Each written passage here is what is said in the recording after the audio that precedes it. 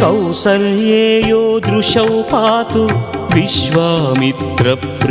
श्रुति घ्राणं पातु मखत्राता मुखं सौमित्रिवत्सलः जिह्वां विद्यानिधिः पातु कण्ठं भरतवन्दितः स्कन्दौ दिव्यायुधः पातु भुजौ भग्नेशकार्मुकः करौ सीतापतिः पातु हृदयं जामदग्न्यजित् मध्यं पातु खरध्वंसी नाभिं जाम्बवदाश्रयः सुग्रीवेशः कटिं पातु सक्थिनी हनुमत्प्रभुः ऊरू रघुत्तमः पातु रक्षः कुलविनाशकृत्